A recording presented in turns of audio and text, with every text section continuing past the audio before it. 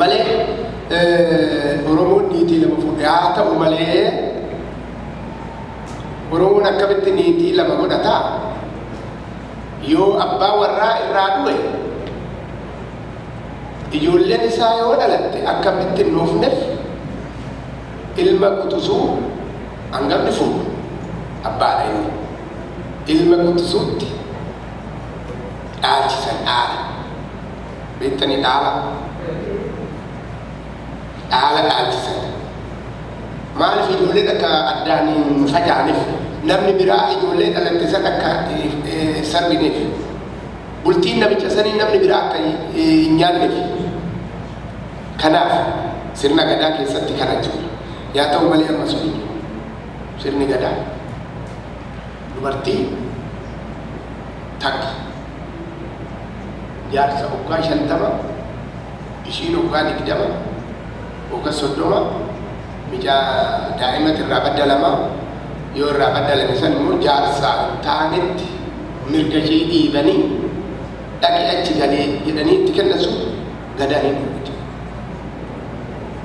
sirni gadaa hin dhugute hin ta'u mirgi namaa akkasanii oduu hin ta'in gadaan bee waggaa 8 seera baaste seera akka gadaa dimokiraatiin hin jiru seera roobaleen baase seerri birmanii amma irra erguun hin jigsaa fudhate kuni badaadha kana malee adduutuun hin jiru roobaleenis waa'ee sirna mirga dubartii hin ta'u dhaalli akka mirgi dubartii akka eegamu dubartiin nan barbaadde heeruu dandeechi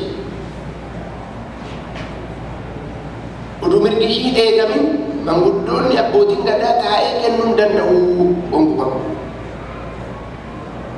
fuudhuu dandeechi nama baay'ee namaan heerumee fuudhu yaa ta'u malee bultii warraa sun akkamitti hin oofne bultiin nama sanii akkamitti hin oofne ijoolleen isaa akkam hin facaane hin laala gosatu dhaala yoo dhaalerree surree haa dhaalu malee nafa dubartiin dhaalu itti gadaan caffee nafa nama dhaaluu hin danda'u nama dhaaluu hin danda'u kan abbaaffee hin hojjetu mirgi namaa eegamaadha kanatti isarraa gataa deemte gaffee nama hin ta'u dongori gidduudha jira isa immoo akkamitti akka dhaaluu qabee durii maaliif kara dhaalatitti gore Oromoon hin jiru jedhanii seenaa guddaadha inni seenaa akkamitti kan obboleechi irraa baddalame obboleechi hangafa hoo baddalame quxisichi akkamitti dhaala hangafni hoo baddalame quxisichi dhaala quxisuun hoo baddalame hangafni dhaala abbaadha caffeen isin kennitu kana amma yeroo ammaa kana hin jiru sirna gadaa keenya amma tuulamni baasee isinitti himaa ambooranaay dhiyoo tana walitti finne inni akkamitti akka bulmaa fuuldura inni beeku isa keessaa achi dhaqne wannan taanii silaasa'u oduun dhaqee sirna san keessa sirna ho'aa xinxanoo gadi dhiisan achi jira gini sirna isaanii sani keessa ta'ine miseensa isaaniitti mutikaa sirna isaanii sani achi keessatti seera baasuu hin danda'u miseensa san malee argitanii miseensa san malee ofitti paarlaamaa isaanii san keessa seenuu hin danda'u miseensi sun caffeenis abbumti fee Oromoo dheedhe miseensa caffee tokko seenuu hin danda'u gadaan adduma kana antuulama kana fooyyessuudha mirga daa'immanii mirga dubartii mirga hammachiisaa mirgi daa'imman oduu mana yaalaa dhaqiin akkamitti hammachiisamuu dandeessi namni tokko ayyaantuu ta'a ana biratti akka amma dhuftee hammachiisamtutti hin ta'u jedhee daa'imti tokko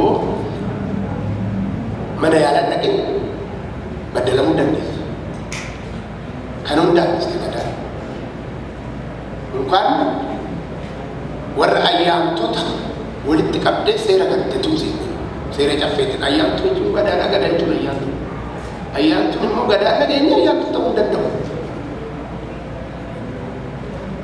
kana hunda hojjette gadaan ta'e dursinee barsiinee isaanitti galanii hojjete amma dubartiin deenya mana yaalaa dhaqxe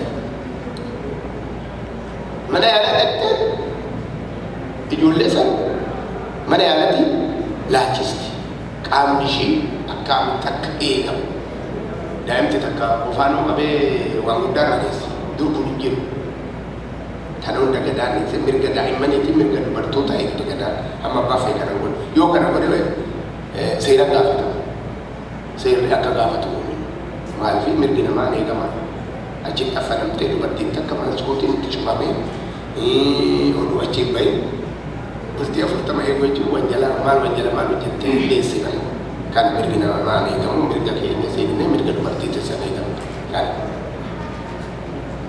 ani kan hin beekurra waan fayyaraa irratti kan hin dhagaherra argeerra dubartii hedduu fuudhuun akkamitti eegalee Rauf Paashaa Ijiptirraa waraana fidee Afrankolloo weeraree gara bille kachi dhabu waggaa 10 dura lola waggaa 10 kan jedhamu ture ka Oromoo Afrankolloo kana lafarraa duuka dhiirtu dhumtee maal haa goonu jennaan dubartii hedduu fuudhaa jedhanii fuudhuu eegalan dhiirota kadiir sayid keessa yoo dhageessan afur irraa horree maal sodaanna calaqqoo irratti geerarsi ture tokko afur irraa horta Afrankolloo maal sodaattaa jedha kanaaftu jiraa jechuun wal fakkaata amma akakiin keenya jechuun gaafii biraa qabaatti.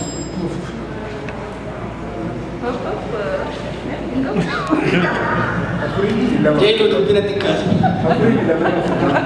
Okay, anis bosan programis sagantaa kasi kana qopheesse abbaa gadaa biyyaa fide Oromoota ala jiran kana waa'ee sirna gadaa akka baran gochuudhaaf baay'ee galatoomaa jira. Akkasumas immoo abbaa gadaa Tuyana Sanbatoo ayyama keessanii dhuftanii Oromoota alaa jiru kana waa'ee sirna gadaa amma kan hojjetaa jirtan kana nu barsiisuudhaaf asitti argamuu keessaniif baay'ee galatoomaa jira. Kanatti aansee gaafiin koo maalinni dhugaadha egaa sirna gadaa kana jalqaba tuulama keessatti cimsitanii achi immoo naannaa Oromoo lafa gadaan jirutti lafa bade sanatti deebistanii ijaaraa akka jirtanii fi galma immoo bakka abbaa gadaa kan ta'u naannatti akka ijaaraa jirtanii nutti himtaniittu immoo Oromoota akka jirutti guutummaatti tokko gochuudhaa fi akka inni deemu nu beeksisaa jechuudha, nu barsiisaa jechuudha. Garuu dhaloonni Oromoo amma sirna jiru kuni egaa sirni abbaa gadaa jaban milkii jalqabee lafarraa duugamee iddoo iddootti malee akka lafarraa bade baay'ee hin beekna. Sirna gadaa kana dhaloonni amma jiru kuni baay'ee hin beeknu. Dhaloota Oromoo keessatti Oromoon waggaa meeqa jalqabee hamma waggaa meeqaatti sirna gadaa sana keessa darbee abbaa gadaa akka inni ta'uu danda'u seenaa warraa kan xiqqoo tokko hubannu malee kan hin beeknu garuu sana gochuudhaaf dhaloonni Oromoo amma jiran kun sirna gadaa sana akka gaariitti akka baratan akka beekan gara fuulduraattis immoo sirna sana keessa darbanii abbaa gadaas ta'uu akka danda'an gochuudhaaf lafa galma amma ijaaraa jirra jettan kanatti waa'ee sirna sanaas barsiisuudhaaf gara fuulduraatti waan sammuu keessa qabdan hin jira sagantaan akkasii waan qopheessitan jechuudhumaaf isin gaafadha. Galatooma. Gaariidha. Durii Oromoon gana yeroo gadaan walitti dhuftee hojjettu sani gadaa tokko buleessanii jedheen akka seenaan jedhutti. Babal'ina lafaatiin Oromoon addaan deema. Yoo akkuma beektanii Oromoon keenya bu'aa hundi keessanuu garaa keessa hirattanii akka itti fide lafa miidhagaa isaatti nama miidhagu hundumaa qajeela. Lafti miidhagni keenya kunis nutti fidee Oromoon addabaan deddeemee laftis inni isaati Oromoo. Lafti baay'ee Oromooti. Yoo irra dhaqanii yaa'an malee yaa ta'u malee gadaa tokkoon bula seera tokkoon bula duriitu akka seenaa beekutti. Waggaa 8tti itti makoo jedhan akka naannaa keenyatti itti makoo waggaa 8tti. Waggaa 16tti dabballee waggaa 24tti fuullee ta'a. Waggaa 32tti horii ta'a. Waggaa 40tti abbaa gadaan ta'u dooriin goobaan beektanii shoolloma keessa waan dabartan beektonni waan asirtanii. Kanaaf waggaa 40tti namni tokko gahee jechaa abbaa gadaa ta'a 40 jechuun xiqqoo miti. 40tti hin gadooma 40 abbaa itti gadoome hin jedhan kana. Kami maal jedha akka warri Booranaa maal jedhu tokko hin jedhan isaanii naannaa loqonni afaanii addaan yaa ta'u malee naannoo Tuulamaa kanatti gadaan addaan baddee sirni gadaa irratti duulamee bara gadaa eenyuudhaan isaatu deebiseedhaan gadaan ni waggaa 16 Jaffa keessatti fakkaata nama wannoo keessarree qorannoo duubaasan wannoon jedhu waan sobaa binaasu inni addaan haftee gadaan egasii Tuulamni immoo gadaa uumate akkuma ammaa kana akkamitti gadaa kana walitti deebisnee jedhanii ka'e gadaa bara gadaa Saammaloo egaa waggaa 100 addaan baddee abbaan gadaa Saammaloo gadaa deebise. Egasii kuni gadaa saa ga'ee kuni geenye walitti fidee gadaa haaromsee akka gadaa waan nuti amma nu amma yeroo ammaa kana fixan akka sirna gadaa ta'e waggaa 50 oli akka waan nuti sama waggaa 50 oli nu karaa hojii kanas gini Booranni sanii hin deemu. Booranni amma durii sanii hin deemu amma Booranni Tuulamaa amma caqeechatti jiru. Ana daamani saniif gadaa deebisee haaromsanii amma gadaa shanan dhaabanii umuriin hin deemne namichi umurii hin deeme akkuma 20 haa ta'u 40 haa ta'u 80 haa ta'u inuma akka wannooti inuma dagna qabata gadaa umuriidhanii mutichaadha akka Tuulamaatitti Tuulamni umuriidhanii muti machis akka umuriidhanii muti warri Kujiitis umuriidhanii muti. Umuriin guddaas ta'e xiqqaa ta'e ilma gadaa abbaa 40 abbaa eega malee. Boorana keessa ganii kun hin jiru akkuma durii sana. Akkuma duriitti deema. Kana garaagarummaa kana amma addaan hambisuudhaan gadaa durii sanitti akkamitti deebisnaan amma. Kun waan cimaa guddaa nama gaafata. Nama bakkatti deebisuu sammuu namaa jijjiiruu dura hoo sammuu jijjiirte namni bakka isaatti deebi'u. Yoo harma kaate kun eessaa dhufee nutti haasa'e. Dhaloota jala jiru kana gadaan kee waa'ee sirna gadaa kana dhaloota jiru kana barsiiste yoo jala ol deemte sirna gadaa sanatti hunduu addee cubbee egaa seerani abbootiin gadaa tumattee maal godhuu danda'a? Waa godhuu danda'u. Kuni kanatti agarre gadaa sanii amma saniin deemnan qorannoo guddaan akka itti qoratamee bakka itti galu dursinee sammuu namaa jijjiiruun nurra jiraanna. Sammuu namaa jijjiirree sammuu sanitti deebitu. Kana itti deemu ijoolleen tunis amma ijoolleen lafaa dhufu kunis akka baratu. Qorannoon immoo akka itti deemu namni tokko qorannoo isa fuutee itti kennite qorannoo san keessa waa hunda argata. Amma yeroo ammaa kana namni beekee barate akkubaan akkanatti deemu jiru. Kanaaf sanirratti hojjechuun nurra jiran jedhaan.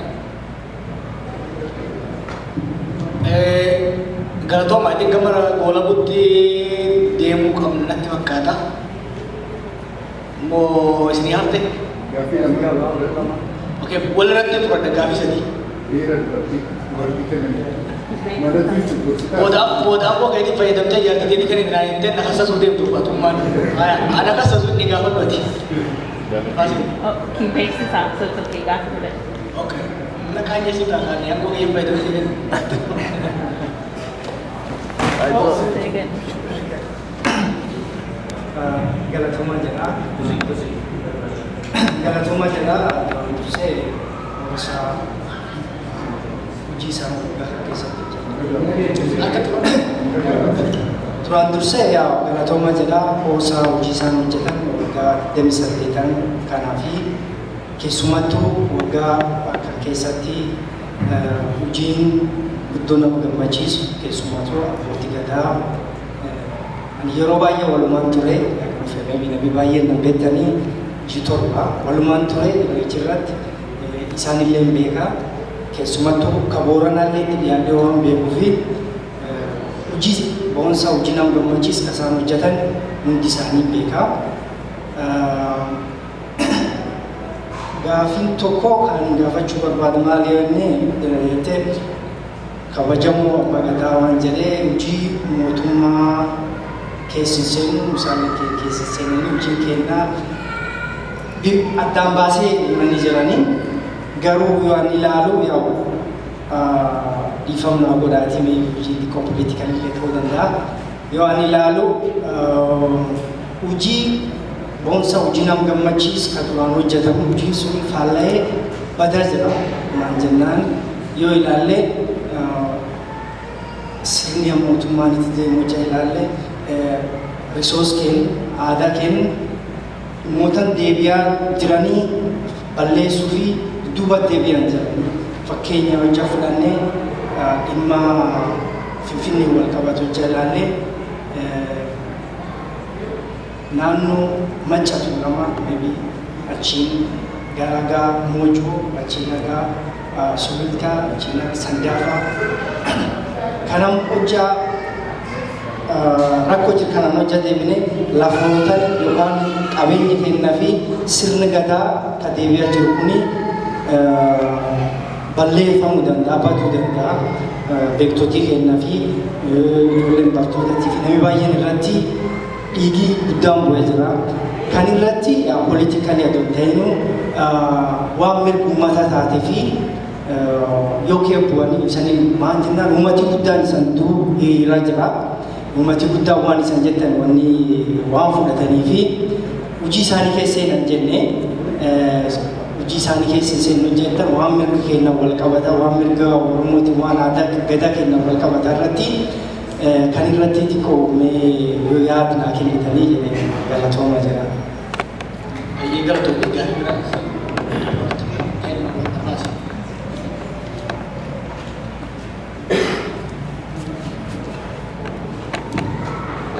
Akkam jirtan akka miseensi boordii osaatiitti bagnagaan dhuftanii saniin jedha akkasumas keessummaa bagnagaan dhuftanii haasaa danuu gootaniif barumsa nu kennitaniif galatooma. Gaaffii si qaba osoo beeksisa kiyyatti hin fufne amma duraan siistemiin gada kan haaromsinaa jirti akkamiin maal haaromsinaa maal qabannaa jettanii akkamiin murteessitanii qaba. Karaa beeksisaatiin hawaasni Oromoo New Yorkiin kan magaalaa Syracuse, Rochester, Albany fi Oromoo Diaspora Associationii jimaata kololeessa 3 hiriira nagaa qopheessuu jirra yoo inni duratti hiriirri kun akkuma isin beektanii biyyatti mootummaan biyya keessanii Oromoo irratti miidhaa mootummaan Itoophiyaa Oromoo irratti miidhaa godhuuf jirti especially barattootaa fi barattoota irratti akka isaan dhuftanii nu bira dhaabbatanii isaan gaafannaa. Hayyam gaafannee permitii galchine ammoo hagammaa deebiin argannee torbaan kan keessatti nu argannaa jenna akkuma arganneeni flyer bakka dadda maxxansine Korea asitti kajaaramteetti beeksifnaa koottaa akkuma yeroo hundaa DC dhufnee sagantaa keessan irratti hirmaannu sanillee koottaa guyyaa sun waliin hiriira kan baasan gaafanna galatooma.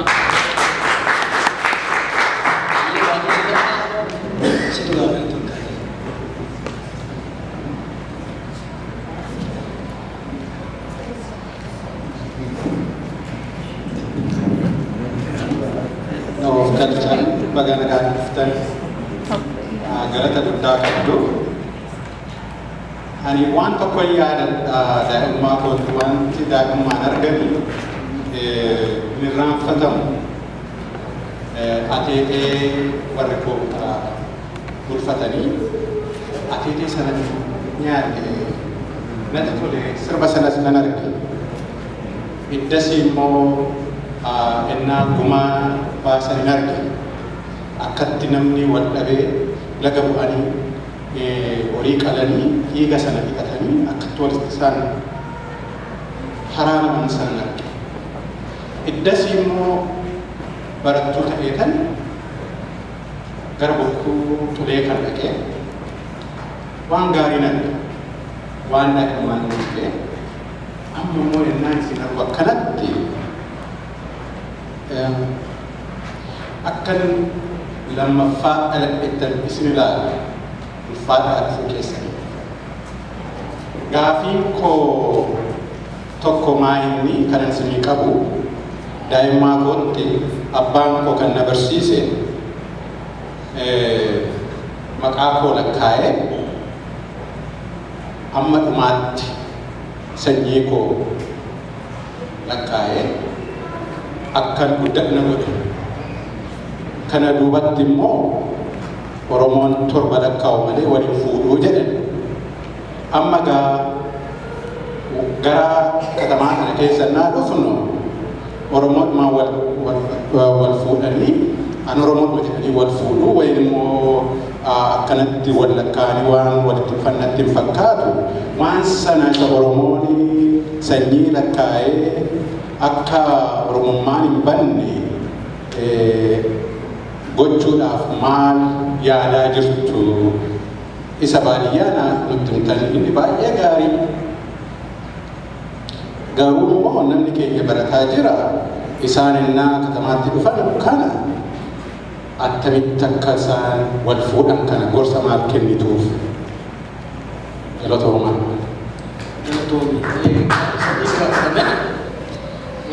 gaafin duraa ka mootummaan walitti dhufuun mul'ee isaanii seera jettanii garuu isinii bulchaa uummataati isaanillee bulchaa uummataati mootummaan mirga uummataa sababa akka mooloolee gaddafaa ta'e kanatti gaddaan akkamitti deebii kenniti ka jedhu ka lammataa gadaa haaromsaa jira jettanii deebifnee akka haaraatti dhaabaa jira jettanii mee yoo amma deebiftanii yaaddan maal fa'aa irraa hambiftan wanni irraa hambiftan ka dur irraa wanni hambiftan maali wanni haareen immoo ka jedha baltan haareen maaltu jira ka jedhu ka lammataa kan daffaa